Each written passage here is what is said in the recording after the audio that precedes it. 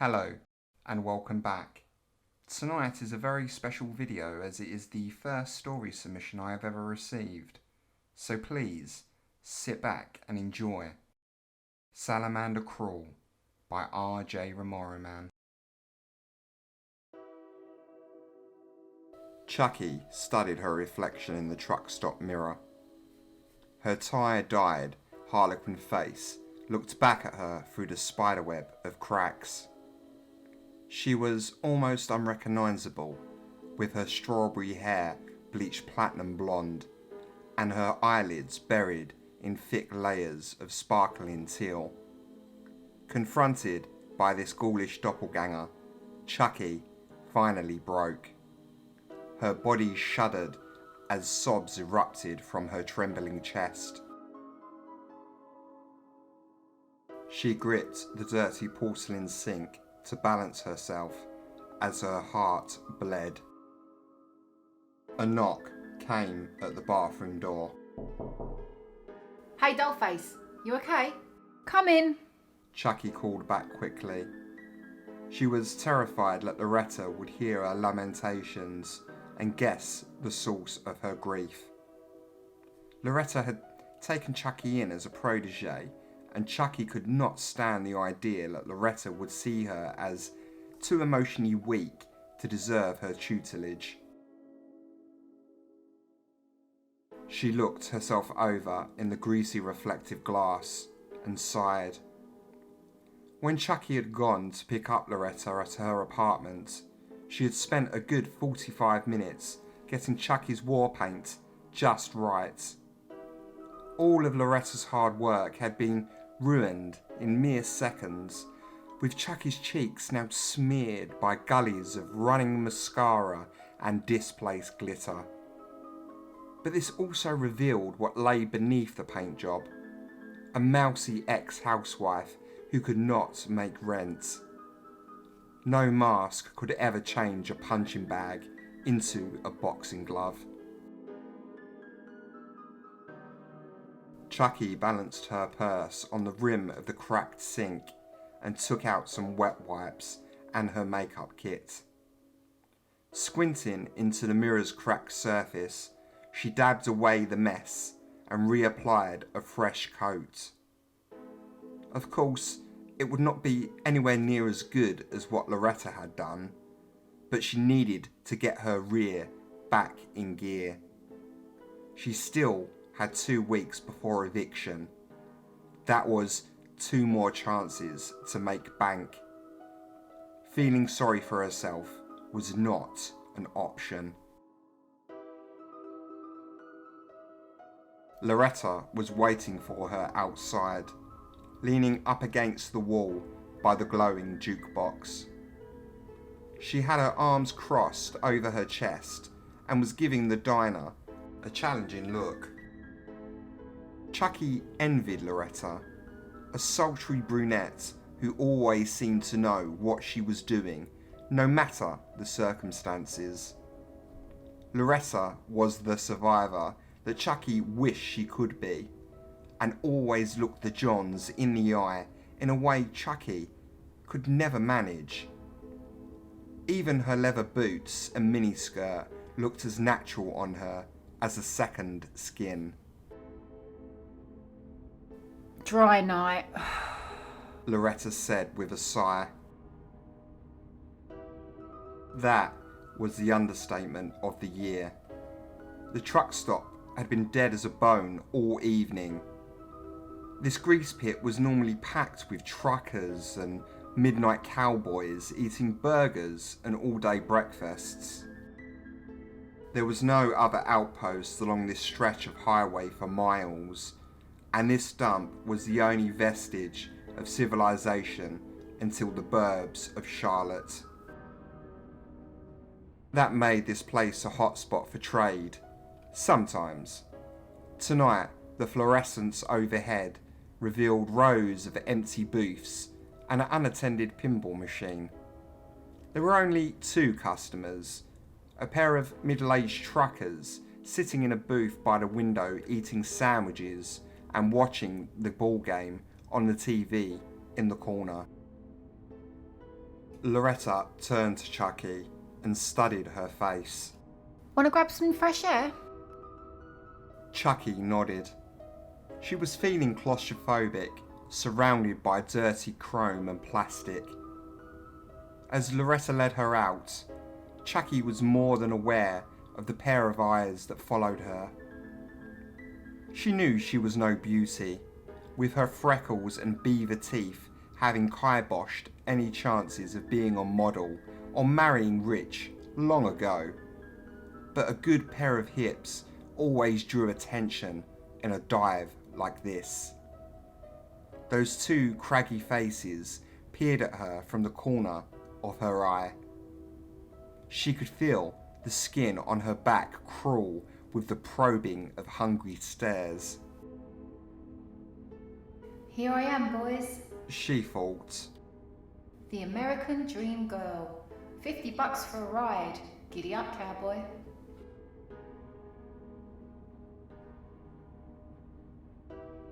They stepped outside, taking in the warm air of a summer night. Chuckie's nostrils drank up the smell of gasoline and exhaust, two scents that always brought her back to earth. The truck stop bar faced a row of diesel gas pumps, beyond which was a concrete lot where the truckers could park their rigs. The pumps were empty, and there were only 2 trucks in the lot. Both were well within view of the stop security cameras, meaning the 2 girls did not dare service them. The only other vehicle was Chuckie's rust bucket Camry, looking minuscule next to the 2 giants a few feet away. It was almost 3 in the morning, and the empty asphalt stretched out like a grey desert where Chuckie's last hope had come to wither and die. As they walked out, Loretta held the door open for Chuckie and gave her a sad smile. The neon light from the diner shaded her face with a penumbra of crimson. Sorry I made you hang around for nothing. I should have known it was going up bust at 12 when this place was dead. It's alright, Chuckie said with a smile.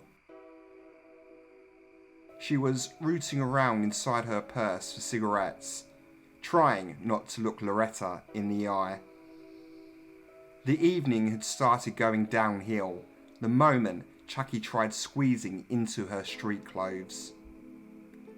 She had been stretching her American hot pants over her flabby bahunkus and accidentally ripped a gash clean up the seat. They were her favourite pair of hip huggers, but she had been forced to settle for her less flashy tiger-striped leggings instead. Loretta had tried to make up for it by doing her war paint, but even that had been ruined. Loretta gently reached out and pushed Chuckie's shoulders back to look her full in the face. Chuckie felt her cheeks blush, knowing that even in the dim light, Loretta could see the streaks in her makeup. Loretta was good at reading people and knew how to spot a lie from a million miles away. It's gonna be okay, Loretta said. Things will pick up soon. Chuckie had to fight back tears. She had promised herself again and again that she was never going to cry in front of Loretta again. A promise she had broken over and over. She had been crying when she first met Loretta, crouched in the stall of a bar bathroom. That had been right after the divorce, when her brain was a maelstrom of fear, hatred, and grief. Loretta had handed her a roll of toilet paper under the stall to cry into, brought her drinks, and quickly cemented her position as the only person Chuckie could trust. Chuckie's father was thankfully dead, no loss there, and stepmummy had not spoken to her in years. Loretta was the only person keeping her sane now, serving as a firm voice and a shoulder to cry on as her life slowly disintegrated. Loretta reached down into her boot and pulled out a pack of heavies. She held it out to Chuckie with a smile. Listen, if things get bad, you can always move in with me and Donnie. What do you think? Chuckie just stared at Loretta with her arms crossed. I can't do that, Laurie. Hey, you got a rent, I got a kid. You could babysit Donnie when I'm out or something. We can work it out. We've been doing a good job of keeping each other's asses out of the fire so far, right?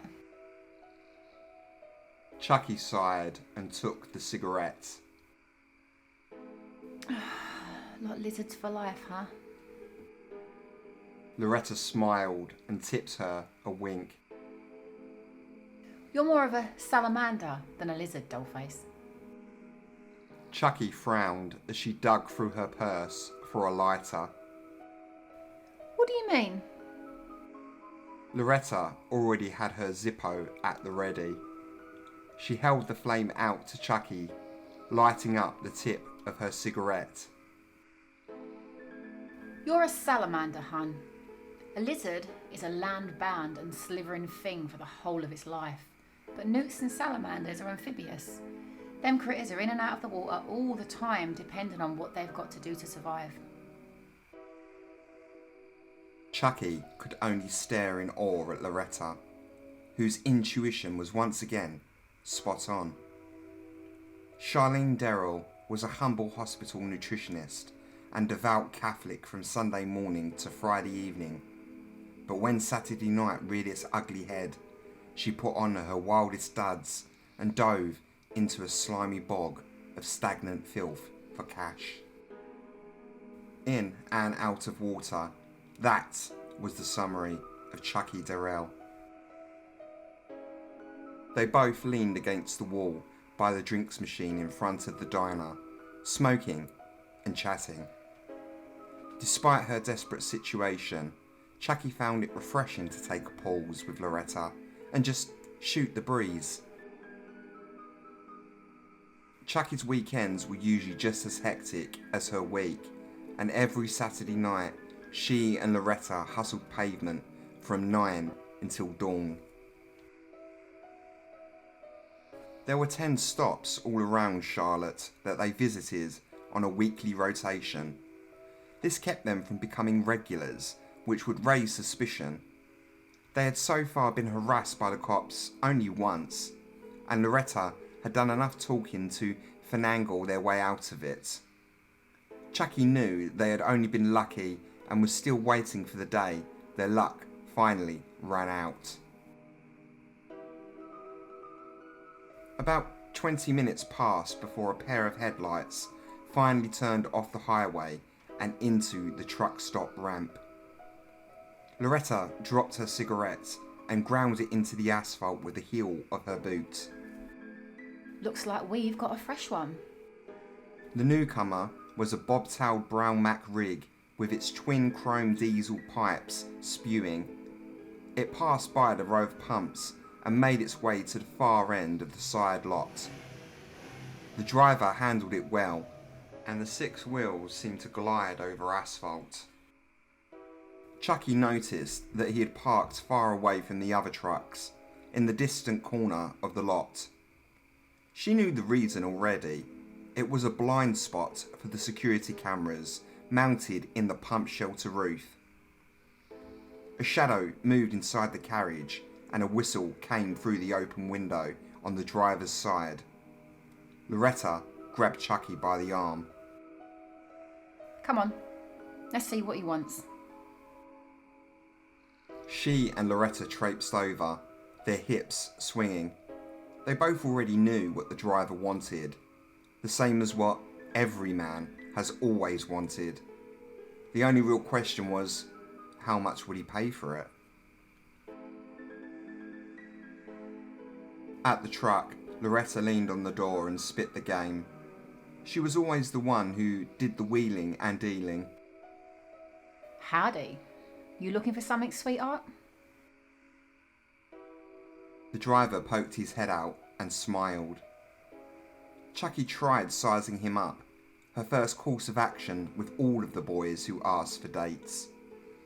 He was pale and porcine, his neck thick and his face round and craggy.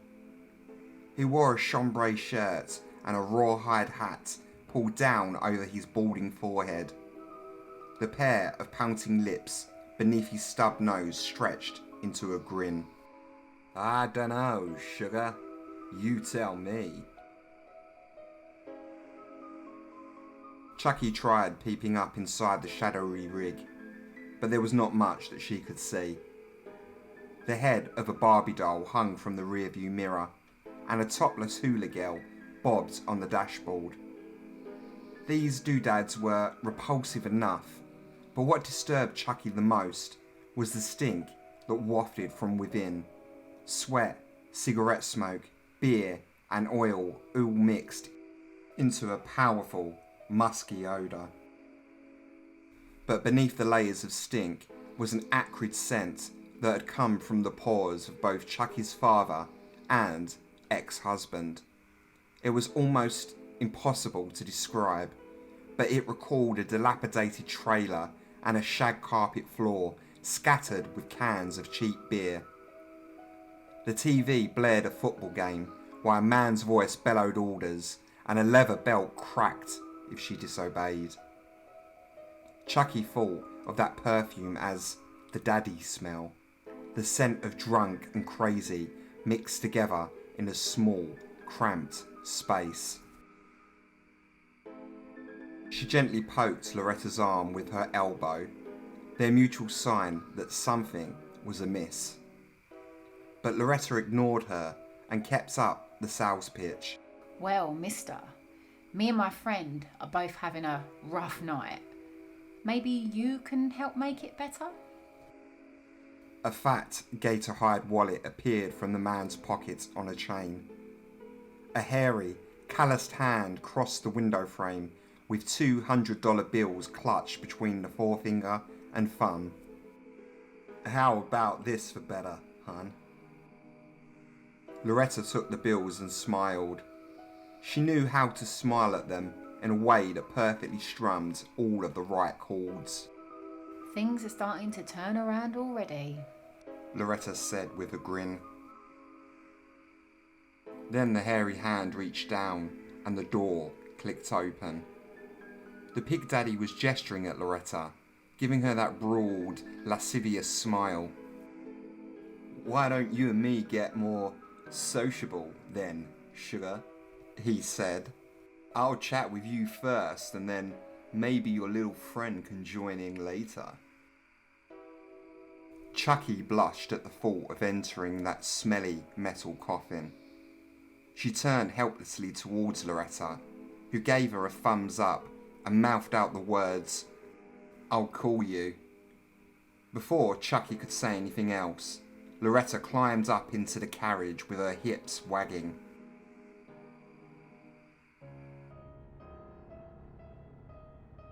"45 minutes dripped by, counted adamantly on Chuckie's cell phone. She perched on a stool at the counter, sipping coffee and listening to the honky-tonk jukebox. Time crawled, and Chuckie let the drawl of the late-night news wash over her. Loretta was usually more efficient with the Johns and worked them over fast. For some reason, she was taking an inordinate amount of time. Chuckie thought of the daddy smell and the dangers that it implied. Lot strutting was not a profession known for its safety regulations, especially when it came to late-night horizontal mumbo sessions with the scum of the earth. In this business, when things went bad, they tended to get bad fast. That was why Loretta kept a can of mace in her purse and a pistol in the glove compartment of her peso. She had insisted that Chuckie do the same and had even helped her pick out a .22 and fill out the paperwork for the background check. The two went to the shooting range once a month for target practice, the theory being that it would help them learn how to get a shot off in a worst case scenario. Yet, in practice, Chuckie was just about as bad with a gun as anyone could possibly be. The expectation of the bang always made her flinch when she pulled the trigger. I hope you don't choke if we ever have to use this, Loretta once said with a snort. It comes down to it, we probably won't be in any position where we can. Which is what got Chuckie sweating now. Loretta was a hard baby, but sometimes things went south before you even knew what was happening. The elderly waitress refilled Chuckie's coffee without a word. She gave her a nod and Chuckie tipped her one back. From the hatch to the back kitchen, a dumpy man in apron whites looked her right in the eye and smiled.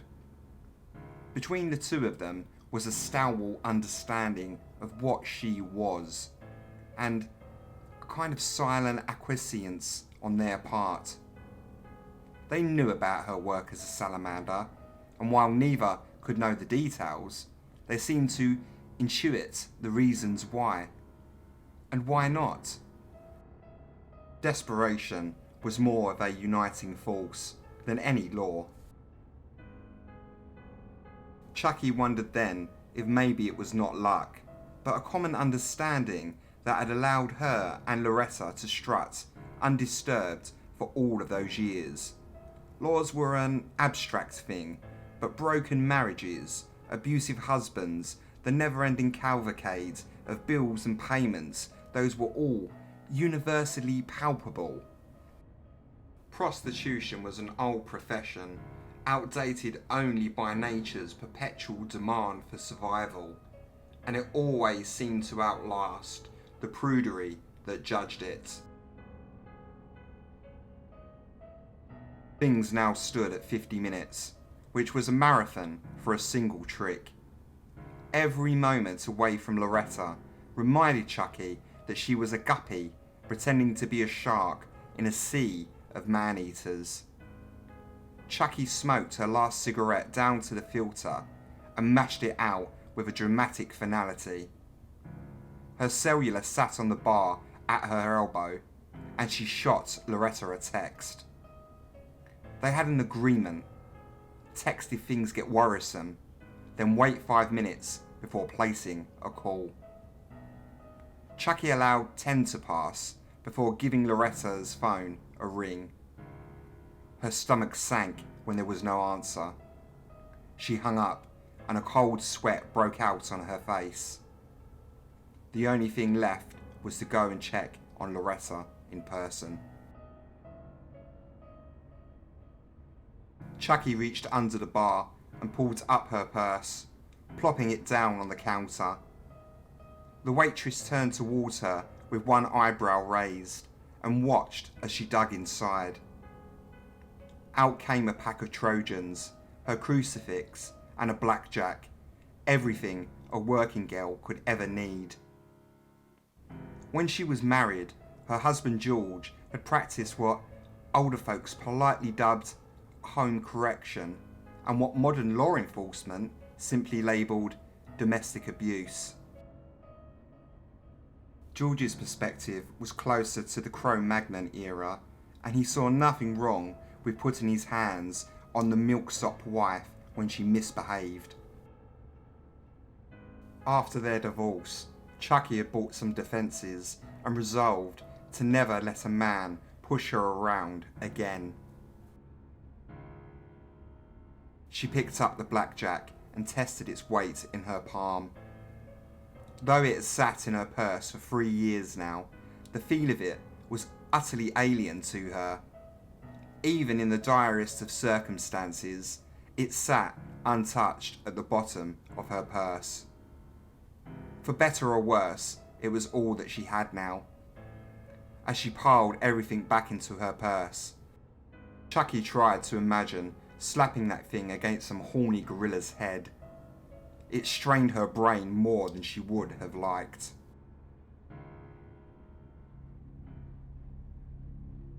After slapping a $5 down on the counter, Chuckie slung her purse over one shoulder and strode out with the blackjack tucked into her palm. She marched across the lot, mentally preparing herself for the worst. The red neon from overhead cast her shadow before her as she went, like an arrow pointing the way. The Mac was still there, thank God, but she could not tell if anyone was inside. Her eyes went to the Camry, and she tried to estimate the distance. If they had to run, they would be booking it a good 10 yards with her in high heels. God help them both. But as Chuckie got closer to the rig, she heard shouting. It was muffled by the metal chassis, but the tone was clear enough. She recognised Loretta's voice, the machine gun fire cadence that she needed the money, and by God, needed it now. A man's voice growled out angrily. A slap. Now Chuckie was in a full sprint, her heels clicking frantically on the pavement. Her intuitions had been correct. Things were going down, even as she charged over. She saw two shadows writhing inside of the carriage in what was either passion or a physical confrontation. When she was a few feet away, the door fell open and Loretta slipped out. Her clothes were dishevelled, her boots unzipped, and her tank top on backward. She was walking tall and proud, despite the red mark on her cheek. She called out something to Chuckie and made a shooing gesture. Seconds after Loretta emerged, the Pig Daddy came bounding out close behind. He was still in the act of pulling his breeches back on, his jeans only halfway up over his thighs. But he moved fast. By the time his boots hit the pavement, he was sliding his belt into the buckle. He came after Loretta like a tubby missile, the distance between them closing quickly. The Pig Daddy reached out with one long, hairy arm and viciously grabbed Loretta by the wrist. He jerked her violently backward, his eyes bulging. "Don't you turn your back on me," he howled. "I ain't done with you." Chuckie dove forward, the blackjack ready. She raised her weapon and took a swing, but she was too late. The Pig Daddy caught her forearm as the blow descended and gave her a violent shove. Chuckie tottered on her heels before they broke and sent her tumbling backward onto her behind. Her purse fell open and spilled across the asphalt. She had already lost the blackjack in the fall. "You get out of here," the piggy man said. "This is between me and her." Help! Chuckie screamed. Somebody, help! She hitched in breath for another scream, only to have it knocked out of her by the heel of the Pig Daddy's boot. It collided with her chest and deflated her lungs with a painful belch. "Shut up, you slut," he growled. Then Loretta pulled a canister out of her boot. She sprayed the contents into the pig man's face and doused his eyes in clear mist. He squealed and swatted at the air as tears cascaded down his cheeks. Loretta slipped out of his grip and scurried towards Chuckie. Using her arm, she jerked Chuckie to her feet and thrust an arm around her shoulder. They started staggering towards the Camry, moving as fast as Chuckie's broken heels would allow. The Pig Daddy was swearing every curse on femininity known to mankind behind them, forcing Chuckie to glance over her shoulder. He was shuffling after them while rubbing his eyes violently with his fists, spittle erupting from his cursed mouth. She wondered if the security cameras were catching all of this. Help! Help! Loretta hollered as she ran. He's trying to kill us! To Chuckie's relief, she saw two men appear in the doorway of the diner. One was a man in a vest and trucker's hat. The other was the diner cook in apron whites. They started across the lot, and the Pig Daddy stopped in his tracks. They got to the Camry and broke formation. Chuckie dug into her purse, praying to God that her keys had not been among the things to spill out. The good Lord must have been listening, because her fist closed around a cold metal keyring at the bottom of her bag. Her hand shook as she tried to shove the key into the lock, and Loretta was shifting her weight nervously on the passenger side of the car while Chuckie battled her nerves.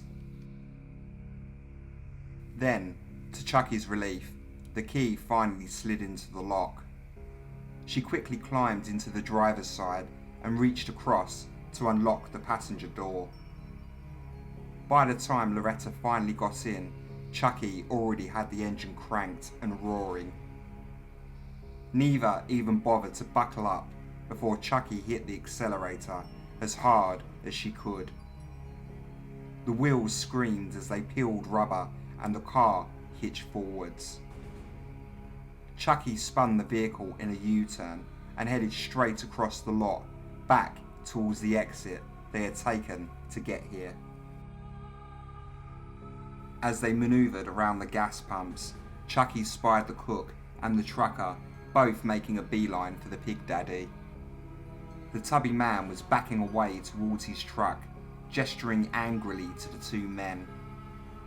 Some exchange was going on, and things did not look promising for their assailant. Loretta flipped him off through the window, while Chuckie floored it. Soon, they were back on the road, blasting down the asphalt towards the back end of Charlotte. Chuckie kept her eyes on the side mirror as she watched the truck stop recede behind them, the neon sign shrinking into a pinprick.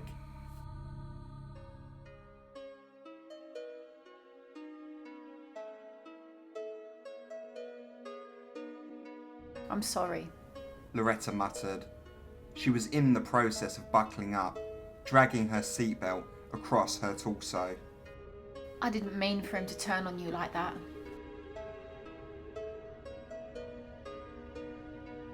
Should we have waited for the cops? Chuckie asked. She already knew the answer, but it only seemed sensible to ask. Normal people wait for the cops, dollface, but that's not an option for you and me. Even dumb cops ask questions, you know. I got the money anyway. We can divvy it up later. We both earned it. Why don't we go to my place first? We can get ourselves some ice packs. He didn't hurt me too badly. What happened? Loretta pursed her lips. I don't like it when they start choking me. Reminds me too much of my ex.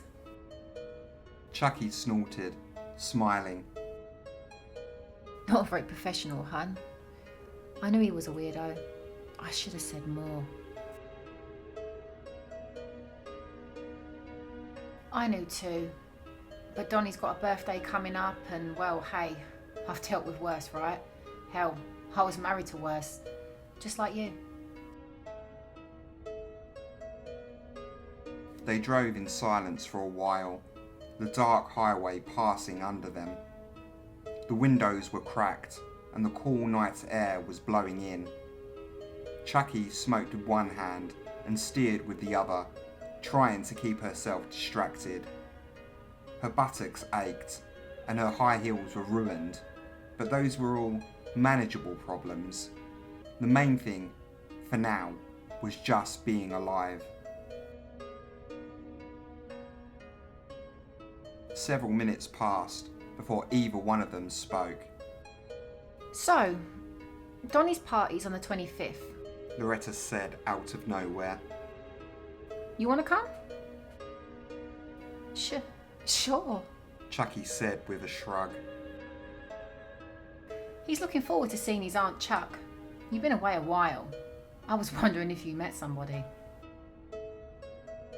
Nah, just feeling tired lately. It happens. How is Greggy Poo? He's alright. He and Donnie have started getting along, since Mitch walked out. It's been hard on him, but he's a tough kid. Loretta stopped suddenly. One of her spindly hands shot up and snatched at the rearview mirror to adjust it. Her whole face went pale. Chuckie frowned. What is it? Oh God, no. Loretta gasped. She pointed at the rearview mirror. Chuckie looked into the side view mirror and her mouth fell open. A pair of glowing headlights, shining like twin moons, was blasting down the highway towards them. As the vehicle behind them lights grew closer to their bumper, Chuckie saw a familiar brown Mack rig. It barreled towards them with the horn blaring and the enormous grille spread like a smile across the front bumper. Then it swerved and started coming up on the driver's side via the left-hand lane. Speed up! Loretta begged. Chuckie jammed her foot down on the accelerator, but it was too little, too late, as the truck pulled parallel to them. It easily dwarfed the car, but matched their speed, despite its girth. The driver had to be putting the pedal to the metal and straining the engine all to hell to get it moving like that.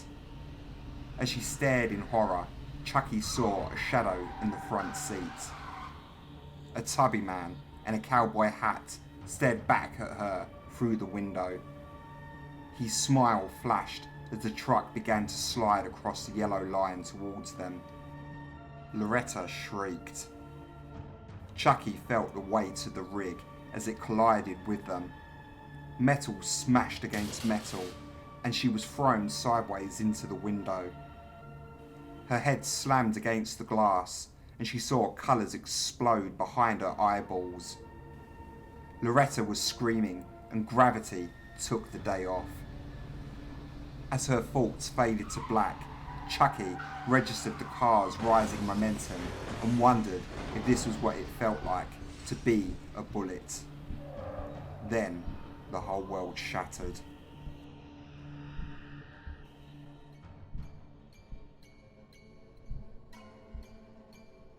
When she came to, Chuckie was lying on her back.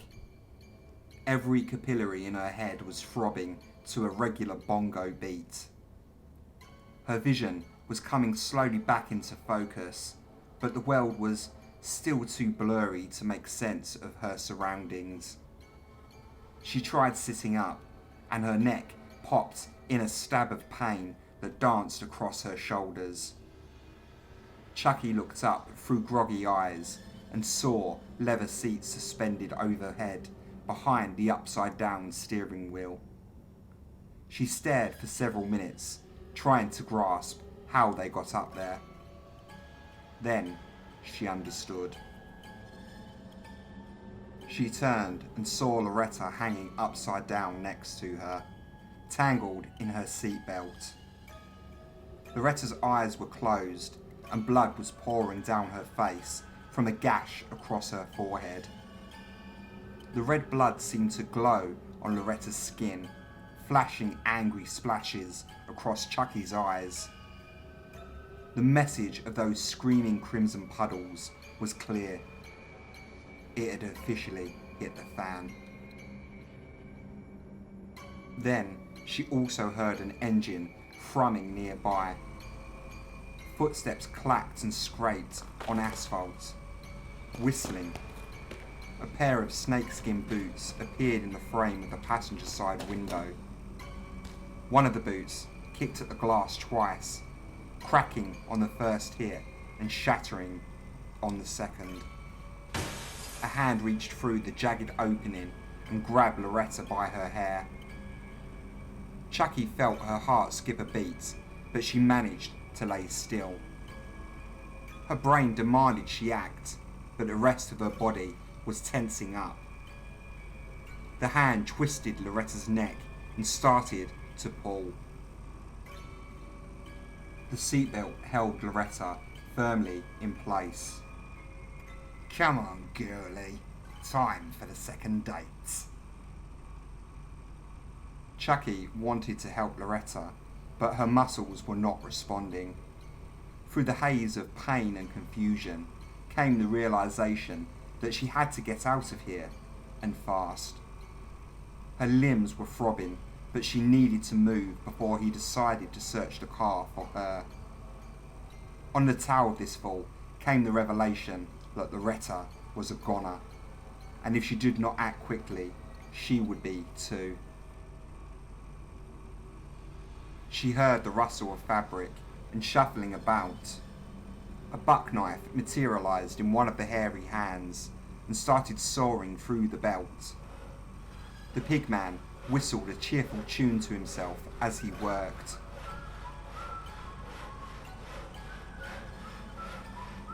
Using her aching arms, Chuckie started to pull herself like an inchworm towards the broken window on the passenger's side. The throbbing pain in her head and back hinted that she would be able to run when she got out. But could she stand her ground somehow? The belt gave way with a snap, and Loretta fell to the roof of the car with a thump. Her body slumped over limply, like a puppet on severed strings. The pigman now had a hand around Loretta's head and was dragging her out through the window. He was still whistling as he pulled her onto the asphalt.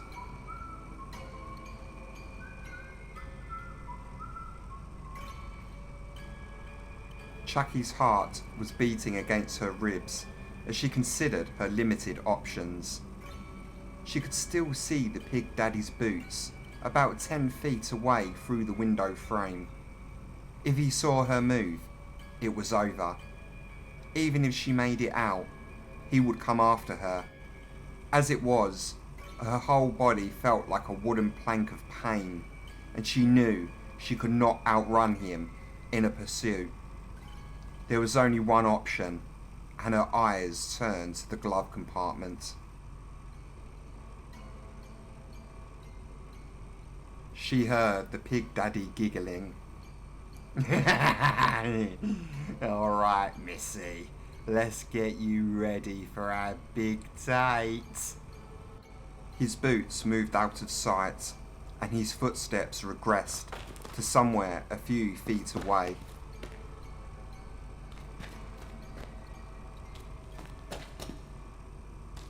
Her chance. She started to move forward, dragging her legs behind her. She could get them to twitch, but little more. Her arms were throbbing, but she had to put the pain out of her mind as she moved across the ceiling of the car towards the glove compartment. Her progress was agonizingly slow, and though Pig Daddy seemed too busy to notice her, she could not afford to press her luck.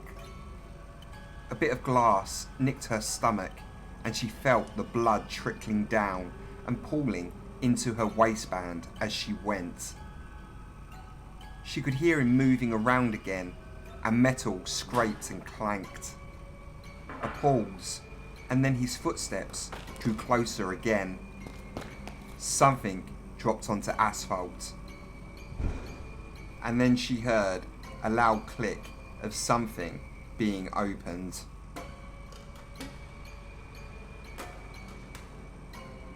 When Chuckie was only a foot from the glove compartment, she reached out for the handle with a blood-smeared hand. Her greasy fingers slipped on the handle, but she pulled hard and got a satisfying click in response. The door dropped open and dumped a collection of CDs, maps, and folderol with a cacophony of thumps and rattles. She hissed and got still, perking up her ears. She could hear the Pig Daddy humming over the percussion of metal instruments clanging together. He was distracted, but that was sure to be temporary. Chuckie started digging through the swill from the glove compartment, pushing aside flyers, rolled up magazines, and bits of scrap. At the bottom of the pile was a .22 pistol. As she grabbed it up, she heard a wet splat. It sounded like something hard striking flesh. With no more time to spare, Chuckie started crawling her way back across the glass towards the smashed driver's side window. She had the gun clutched in one hand, its cold weight pressing against her slick palm.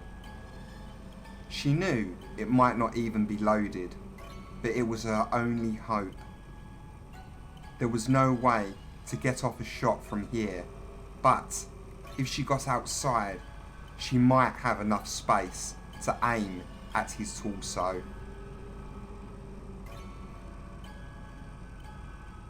She wriggled and writhed, trying to get her aching body to respond.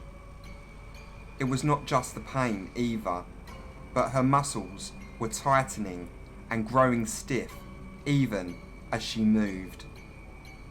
If she did make it out of this alive, which was still a dubious outcome, she was going to need medical attention.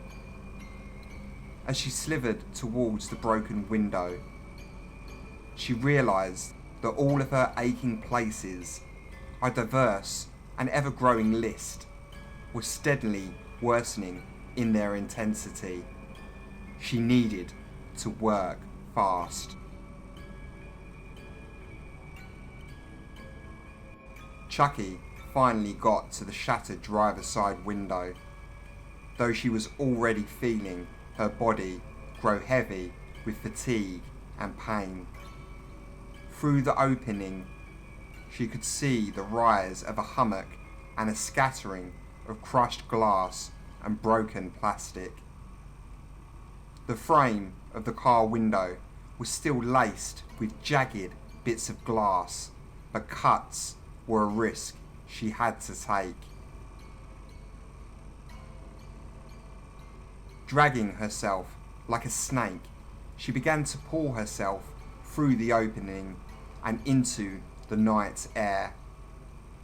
She thrust her head and shoulders out first, then tried using the glass-free portions of the frame as a fulcrum to pull herself through. She had no trouble at first, but when it came time to haul her hips through, a shard of protruding glass nicked her thigh. The sharp edge sliced through her leggings into her skin. It made her wince, but it was at least a good sign that she could still feel them. She heard the Pig Daddy panting for air and more of those heavy, wet, slapping sounds.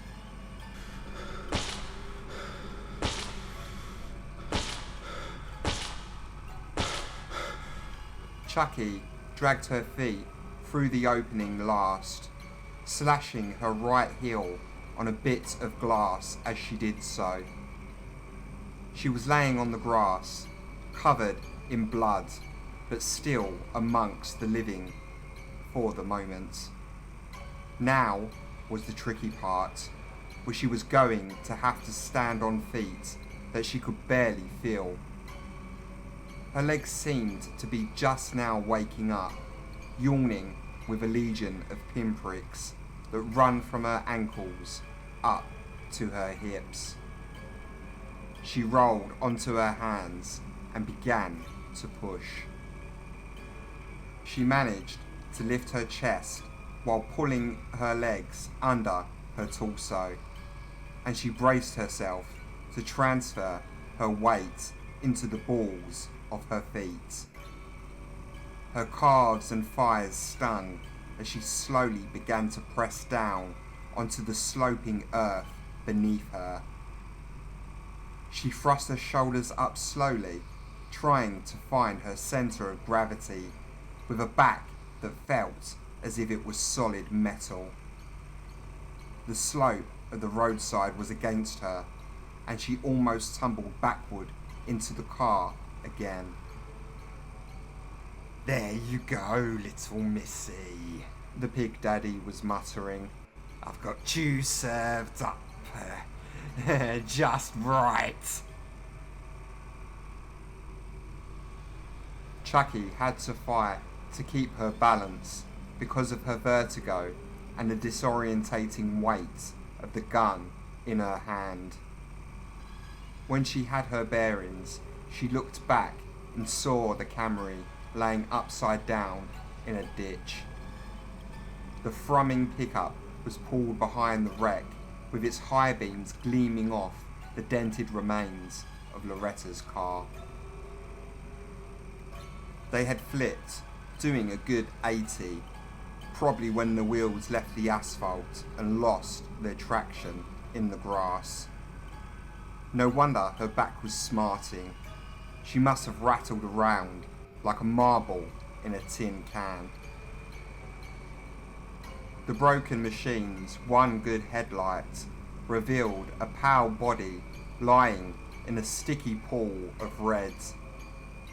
The torso had been punched full of holes, with the chest and stomach looking as if they'd been cut by a Gatling gun. The head was gone, with everything above the neck pulped into a gelatinous pink mass.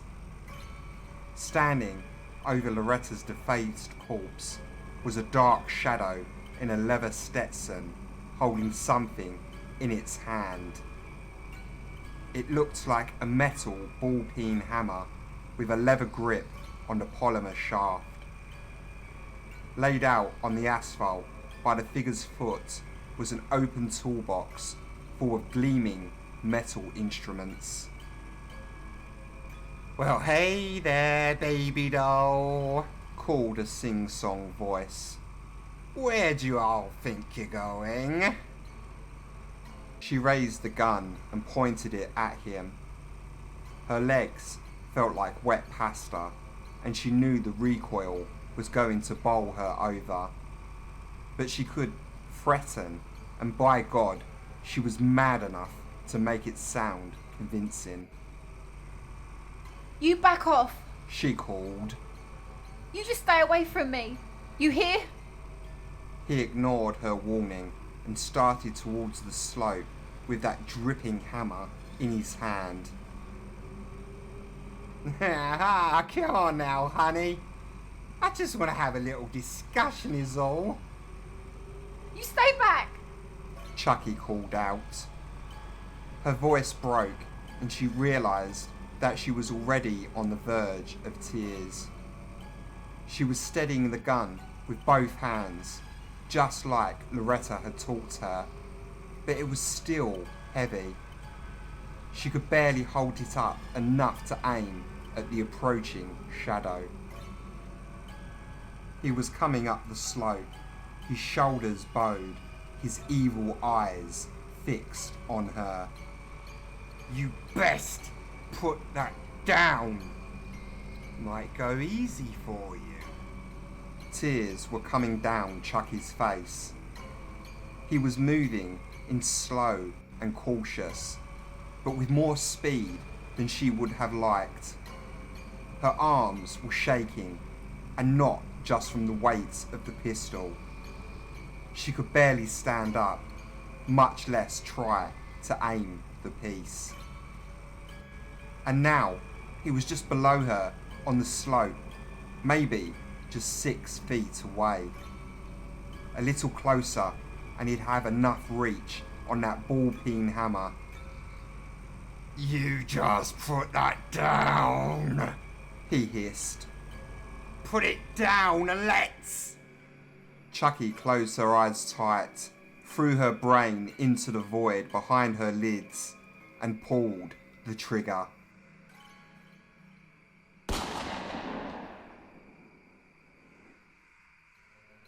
Now she was on her back while he was trying to climb on top of her. There was blood everywhere, some of it his. The hammer was gone, but his slimy fingers were fitting around her throat and trying to crush her windpipe. His eyes bulged while his lips twitched back in a snarl of pain. She did not even realise the gun was still in her hand, but pulled the trigger again on instinct. Another bang echoed in her dull ears, followed by the shockwave of gunpowder igniting. Chuckie felt warm blood spray across her face and legs as a burning smell filled her nostrils. The Pig Daddy jerked, let out a choking cry, and went limp. His weight settled on her and she felt it grow heavy and press down against her chest. With all of the strength she had left, she pushed against him and he fell over. His body rolled down the slope, as limp as a sack of grain.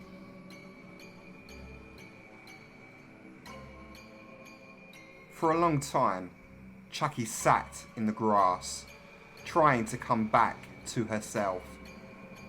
Her ears and her head rang with the vibrations of that fatal report. She could smell the gunpowder mixed with blood, both hers and his, smeared in mad patterns down her front. She looked down at the splayed man who lay at the bottom of the incline. He was prone on his back, with his arms spread and his face turned up to the stars. The rapid eyes were open, but devoid of any fury. And then, without warning, Chuckie began to laugh. It started as little giggles, hiccuping out of her, before progressing into a string of spastic chuckles. Soon, she was bellowing out hysterics until tears poured down her cheeks. The laughter rose progressively in pitch until she was shrieking with it. Everything ran together into a single long scream that pierced the sky as dawn broke. In and out of water, that was the life of Chuckie Darrell.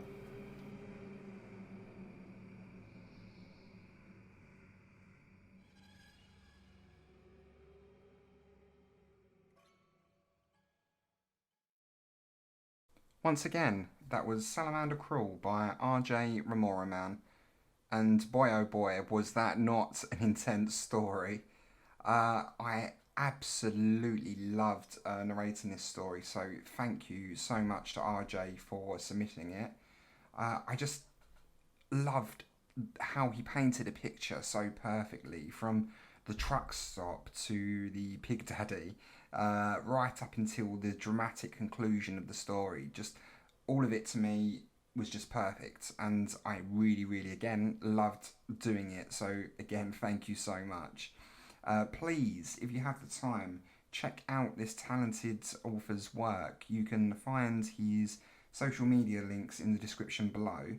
And if you like this story, please consider leaving a comment, consider liking, and if you'd like to be notified of future content, please consider subscribing. But yeah, let me just finish by saying, once again, thank you to the first story submission I've ever had, And a big thank you to RJ Remoraman for sending that over to me. I hope to work again with you in the future. But until the next video, remember, there is more than shadow beyond the light.